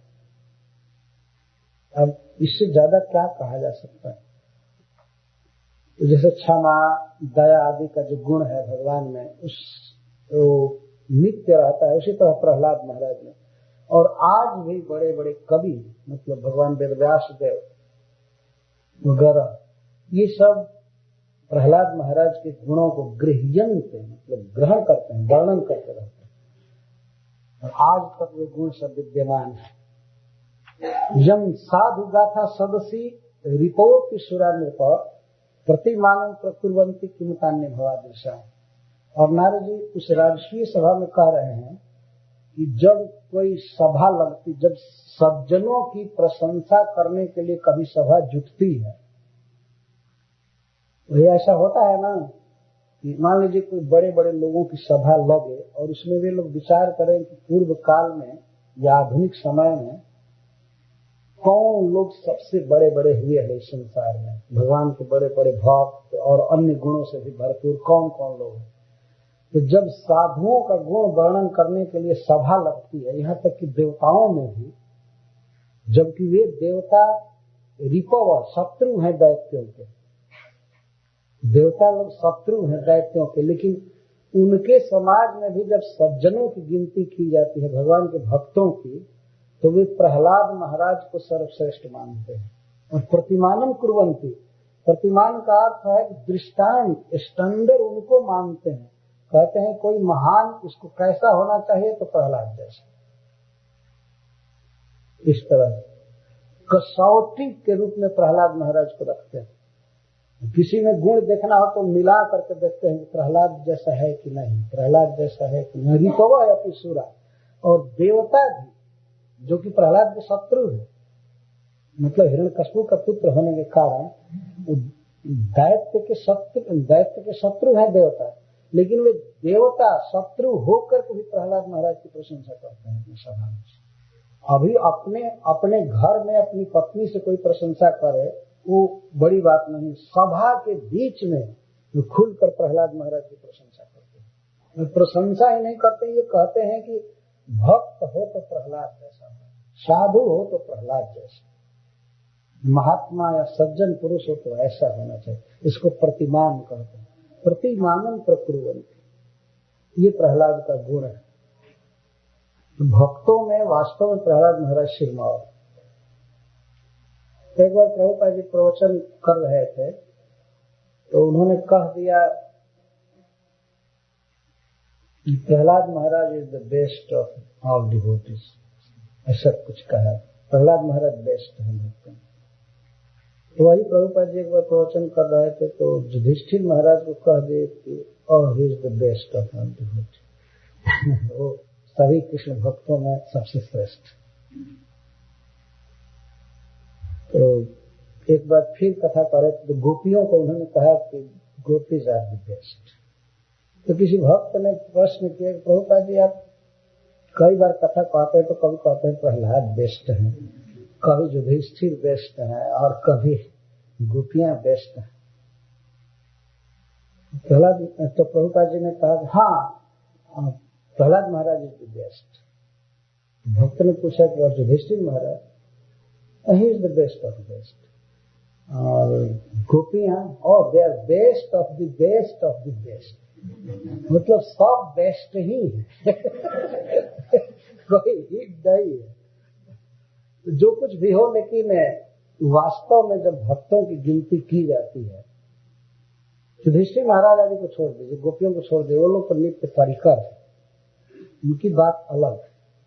ऐसे प्रहलाद महाराज भी पार्षद हैं भगवान के, लेकिन फिर भी व्यवहार जगत में जहाँ कृष्ण उनके सामने नहीं है, सारा समाज विरोधी है, और वहां भक्ति करके इस तरह निभा लेना एक बहुत बड़ी विशेषता है। गोपियों के सामने तो कृष्ण थे, अपने मुस्कान से, वेणु गीत से, जैसे तैसे सौंदर्य से उनके चित्त को हरते थे, इसलिए स्वाभाविक उनका मन लग सकता है। युधिष्ठिर महाराज उनका आलिंगन करते थे, उनके साथ कृष्ण बैठते थे, इसलिए उनका मन कृष्ण में लगे, बिल्कुल स्वाभाविक। लेकिन प्रहलाद महाराज जहाँ एक भी कथा कहने वाला आदमी नहीं था जहाँ कोई भी चित्र नहीं टांग सकता था भगवान का, कुछ भी नहीं, और वहां पर इतना निभा लेना, इस दृष्टि से प्रहलाद महाराज वास्तव में दी बेस्ट, इस दृष्टि से संशय नहीं। इसीलिए देवता लोग अपने समाज में जब साधुओं के गुण गाते हैं, साधु गाथा सदस्य, जब भक्तों का गुण गाने के लिए सभा लगती है देवताओं के यहाँ, तो शत्रु होते हुए भी वे देवता लोग प्रहलाद महाराज को सबसे श्रेष्ठ कहते हैं। नहीं तो निग्लेक्ट कर सकते थे, प्रहलाद का नाम न रख करके नारद जी वगैरह का नाम रखते हैं और लोगों का, लेकिन वे जानते हैं। आप बताइए कि शत्रु भी जिनको सबसे श्रेष्ठ साधु मानते हैं, विषय छोड़कर तो कितना महान व्यक्ति होगा। और यह कहकर नारद जी कहते हैं बस गुणै ही रलम असंख्य। प्रहलाद महाराज के असंख्य गुण हैं, कोई गिन करके शेष नहीं कर सकता। लेकिन और गुणों की बात तो छोड़ दीजिए,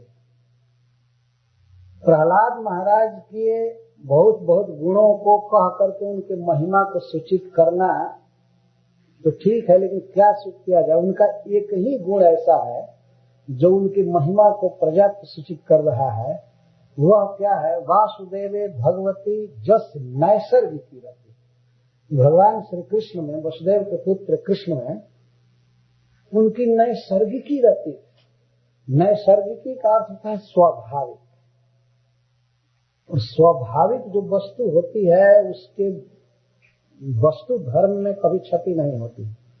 जैसे मान लीजिए कस्तूरी है, तो कस्तूरी जहां भी रहेगी सुगंध आएगी उसमें से, जहां उसमें सुगंध बाहर से भरा नहीं जाएगा। जैसे आजकल लोग फूल बना करके उसमें बाहर से छिड़काव करते हैं, डालते हैं, वो अस्वाभाविक, रूप भी अस्वाभाविक रहता है। अस्वाभाविक प्लांट वगैरह तो लोग ज्यादा पसंद कर रहे हैं, क्योंकि छाया में मरता नहीं है ना। कई बार भ्रम हो जाता है कि ये स्वाभाविक है कि क्या है, लेकिन जिसकी जैसे अग्नि है, अग्नि में दाह स्वाभाविक है, उसी तरह प्रहलाद महाराज में स्वाभाविक कृष्ण के प्रति अनुराग जो कभी कम नहीं, ज्यों कहते हैं बना रहे। और स्वाभाविक का एक अर्थ यह भी हुआ निसर्ग का, जन्म से ही। जब प्रहलाद महाराज भक्ति कर रहे थे विद्यालय में, स्कूल में, तो उनके टीचर लोग हार करके उनको लेकर आए हिरण्यकश्यप के पास। तो कथा आएगी, हिरण्यकश्यप पूछ दिया कि बेटा सुनाओ कुछ अच्छी बात, तो भक्ति की बात सुनाए। और अंत में 1 साल के बाद आए फिर, तो वो पूछा कि बेस्ट बात सुनाओ, तो वो कहे श्रवणम कीर्तनम विष्णु स्मरणम। इस पर वो क्रोधित हो गया। क्रोधित प्रहलाद पर नहीं हुआ, क्रोधित हुआ गुरुपुत्रों पर कि अरे नालायक को, यही सिखाने के लिए मैं भेजा था, यही सिलेबस है स्कूल में, श्रवणम कीर्तनम विष्णु। तुम लोग मुझसे वेतन ले रहे हो और काम विष्णु का कर रहे हो। कृष्ण भावना का प्रचार चालू किए हो। और वे लोग तो थर थर कांपने लगे। गुरु लोगों तलवार उठा लिया मारने के लिए। अब तक तुम लोगों ने मेरा काम नहीं किया है, विष्णु की भक्ति सिखाया है। ये गुरु लोग थर थर कांप रहे थे, वे कह रहे थे राजन न मत प्रणीतम न पर प्रणीतम, सरकार हम लोग इसको ये नहीं सिखाया है, हम लोग एक कृष्ण भक्ति इसको नहीं सिखाया। तो उसने कहा तो दूसरा कोई सिखाया होगा, तुम लोग क्या पढ़ाते हो, क्या केयर करते हो, कोई स्कूल में आया होगा। तो कहते हैं न पढ़ा प्रणीतम, नहीं सरकार हम लोग तो 24 घंटा जगे रहते हैं, कोई दूसरा स्कूल में कोई प्रोग्राम नहीं दिया, कोई नहीं आया, दूसरा भी नहीं सिखाया। तो वो पूछता कैसे ये हरे कृष्ण कर रहा है, तो कहते हैं नैसर्ग की मतिरस्य राजन, हे राजन जन्मजात इसकी ये बुद्धि, हम लोग नहीं पढ़ाए हैं। उन लोगों को क्या पता था कि गर्भ से ही वो सिखा हुआ आ गया। इसकी नैसर्गिकी मति है महाराज, आप क्रोध छोड़िए, हम लोग तो आपके क्रोध से ही मर जाएंगे, अब तलवार रखिए तब शांति मिले। हम लोग नहीं सिखाए। तो बाद में पूछता है प्रहलाद महाराज से, तुमको कौन सिखाया? ये लोग तो कह रहे हैं कि हम नहीं सिखाए, तुम कहाँ से सीखे? प्रहलाद महाराज से विविध उत्तर देते हैं, ये सब कथा बाद में आने वाली है। तो नैसर्गिकी रति थी, और नैसर्गिक निसर्ग मतलब जन्मजात स्वभाव में, तो बचपन से ही वे भक्त थे और पूर्व, यही उनके समस्त गुणों में सबसे महान गुण है। तो उसी रति का वर्णन कर रहे हैं। न्यस्त क्रीडन कह बालो जडवत तन्मनस्तया। बाल वे बच्चा थे, कभी खेले नहीं। न्यस्त क्रीडन कह, खेल कूद के जो सामान थे वो कभी छुए नहीं, खेलने में नहीं। ये हमेशा भगवान का नाम लेते थे, चाहे ध्यान करते थे, खेलने में व्यस्त नहीं हुए। न्यस्त क्रीडन का है कि कोई उनके हाथ में खिलौना धराता भी था, उनकी माँ आदि कोई, तो पसंद नहीं था उनको। न्यस्त क्रीडन, बाल बच्चा होते जडवत तन्मनस्तया, और जड़ की तरह बैठे रह जाते थे। भगवान में मन लगा रहता था, भगवान में चित्त का आवेश रहता था, और ऐसे वे रहते थे, लगता था जैसे कृष्ण ग्रह गृहीत आत्मा, जैसे कृष्ण ग्रह ने उनको पकड़ लिया है। जिस पर ग्रह लग जाता है, भूत लग जाता है, तो वह व्यक्ति कुछ बकता रहता है और नॉर्मल कंडीशन में नहीं रह जाता है। आप लोगों ने देखा होगा कि कुछ और ही बात बोलता रहता है, ऐसे ऐसे, कभी हंसता है, कभी जाता है, कभी कुछ। तो प्रहलाद महाराज ऐसे बचपन से ही रहते। कृष्ण ग्रह गृहीत आत्मा, उनके आत्मा में मन को कृष्ण ग्रह ने ग्रस लिया। कृष्ण ग्रह के दो अर्थ है, एक तो भगवान कृष्ण ग्रह जैसे पकड़ लिए थे उनको और दूसरा है काला ग्रह, बहुत खराब ग्रह लग गया था उनको जैसे कोई व्यक्ति बहुत दूषित ग्रह से अविष्ट हो जाता है, तो न ठीक से खाता है, न पीता है, न सोता है, न समाज में रहता है। इस तरह से प्रहलाद महाराज रहते, आविष्ट रहते थे भगवान कृष्ण में। न वेद जगत ईदृशम, उन्हें जगत का कोई ध्यान नहीं रहता था। आकर्षण की बात तो दूर रही, वो जानते भी नहीं थे जगत में क्या हो रहा है, क्या हो रहा है, पास में। और लड़के खेलते थे तो बैठे बैठे कभी हंसते थे, कभी रोते थे, तो शरीर में पुलक छा जाता था, आंखों में आंसू बहने लगते थे, उत्कंठित हो जाते थे। तो ऐसे समाज में बैठे तब तक हाँ कृष्ण, हाँ गोविंद बोलने लगते थे, क्योंकि भीतर लीलाएं स्फुरित होती रहती थी और उसी के अनुसार व्यवहार करते थे। इदम ईदृशम जगत न वेद, जगत का ज्ञान उनको बिल्कुल नहीं हो पाता। अब बताइए उन लोगों की कृष्ण भावना कैसे बढ़ सकती है, जो सामने के जगत का तो ज्ञान रखते ही हैं, न्यूज पेपर ले लेकर दुनिया भर का ज्ञान रोज सीख रहे हैं, जो अपने दिमाग को स्कैटर कर रहे हैं। हमने देखा है कई लोगों को इंडिया में अखबार पढ़ते हुए, कभी कभी एक एक घंटे, दो दो घंटे पढ़ते रह जाते हैं। तो आधा घंटा भी रोज भागवत पढ़ते बेड़ा पार हो जाता है, लेकिन वो पढ़ते नहीं। और भागवत पढ़ने को कहीं तो कहते हैं समय कहाँ है समय कहाँ, तुमको कचड़ा पढ़ने का समय है, लेकिन भागवत पढ़ने का समय नहीं। टीवी देखने का समय है, लेकिन मंदिर आने का समय नहीं। ये दशा है लोगों की। वास्तव में इस संसार को भूलने की जरूरत है। नहीं तो हम लोग तो इंद्रियों से इसको ग्रहण कर रहे हैं, देख रहे हैं, सुन रहे हैं, ये कर रहे हैं, रोज रोज ये पढ़ो, वो पढ़ो, ये पढ़ो। चित्त में तो संसार धंसता जा रहा है। ये प्रहलाद महाराज तो जानते ही नहीं थे, पास में क्या हो रहा है उसको नहीं जानते थे। शरीर कहाँ बैठा है, क्या खाया, क्या पिया, कैसे नहाया, इसका उन्हें ध्यान नहीं रहता। संसार का कहाँ ध्यान रहे। क्वचित रुदति वैकुंठ चिंता सबल चेतन।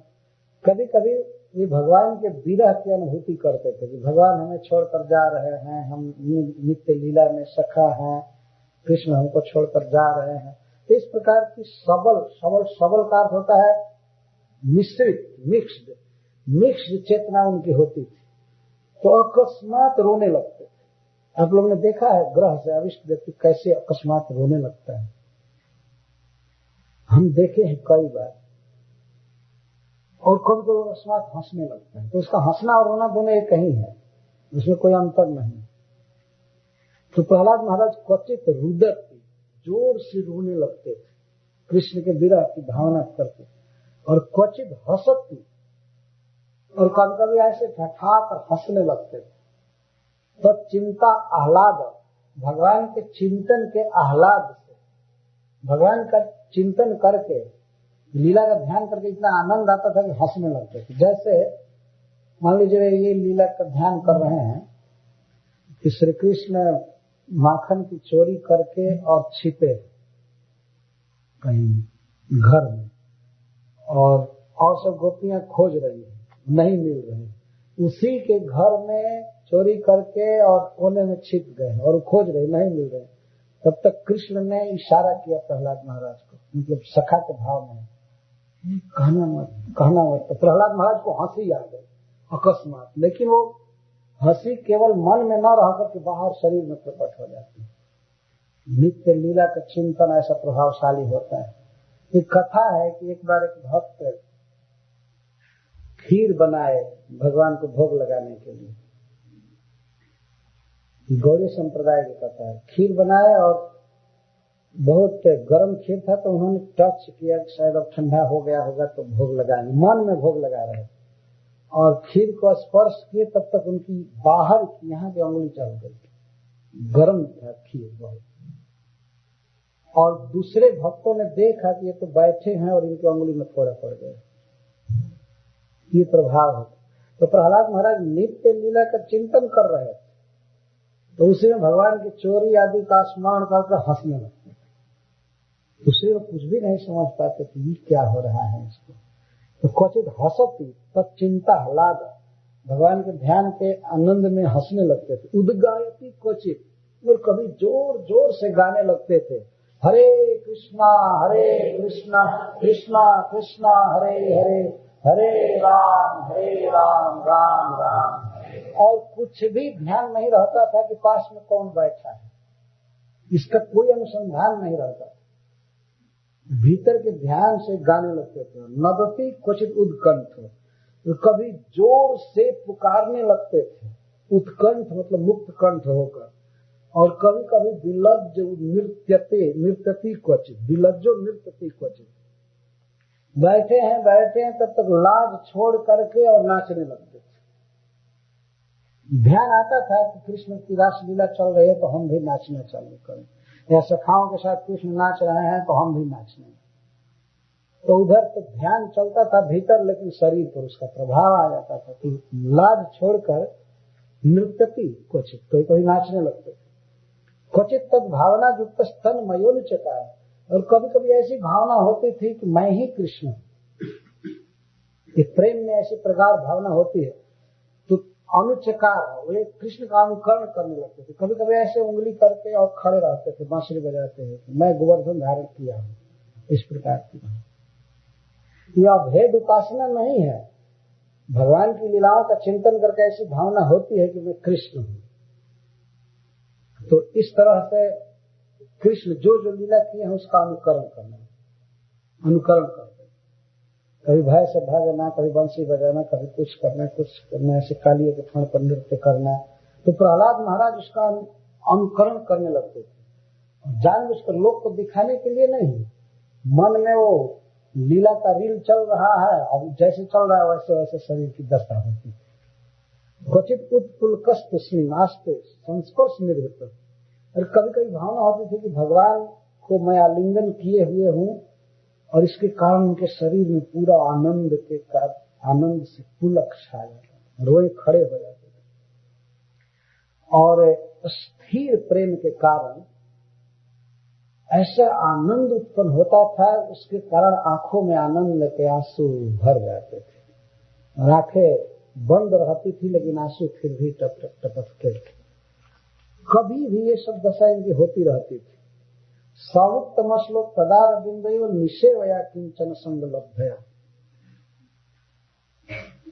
अकिंचन संगलब्धया, अकिंचन मतलब विरक्त या अनन्य प्रेमी, भगवत प्रेमी के संग से जो भक्ति प्राप्त हुई थी, उत्तम श्लोक के चरणारविंद की निषेवा मतलब भक्ति प्राप्त हुई थी, उस भक्ति के प्रभाव से आत्मनः निर्वृत्तिम तन्वन्, प्रहलाद महाराज स्वयं ही परम आनंद में डूब जाते थे।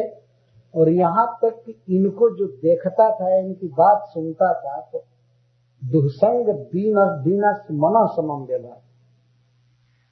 संसारिक आसक्ति के कारण जिसका मन अतिशय दुखी हो गया है, वह व्यक्ति भी इनकी बात सुनकर और इनको देख करके सुखी हो जाता है, उसका दुख दूर हो जाता है।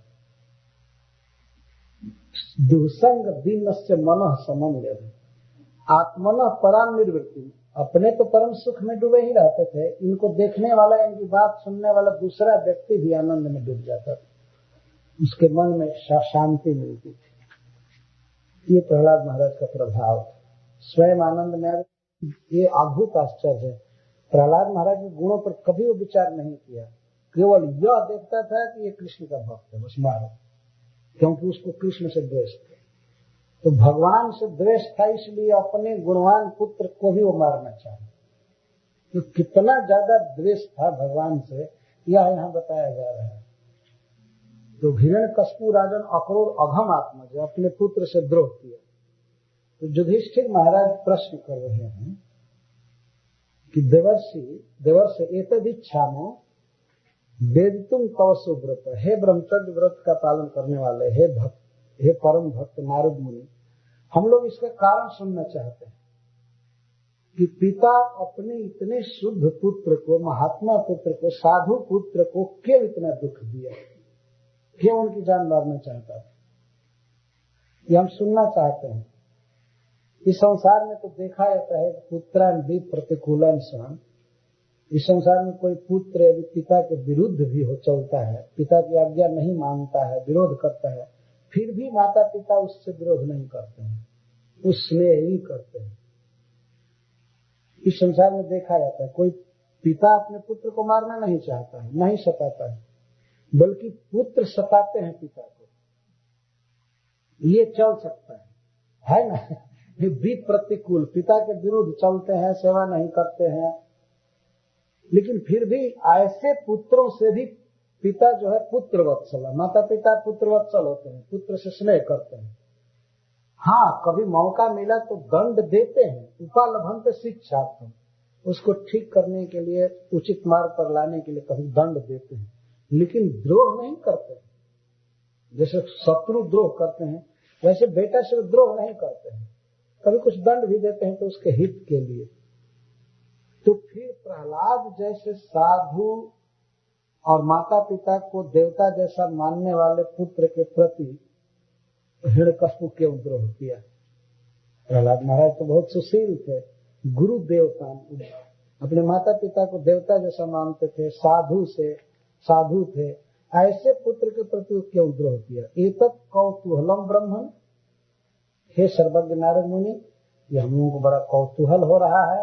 अस्माकम विधमा प्रभो, हमारे कौतूहल को आप दबाइए, मतलब खत्म कीजिए, बताइए। पितु पुत्राय जद्वेषु मरणाय प्रकल्पित प्रयोजित। पिता इतना द्रोह किया, अपने बेटा से इतना द्रोह किया कि उसकी जान मारना चाहा कई उपायों से, तो आश्चर्य की बात। और इतने गुणवान पुत्र को मारना चाहे, इसमें क्या कारण है?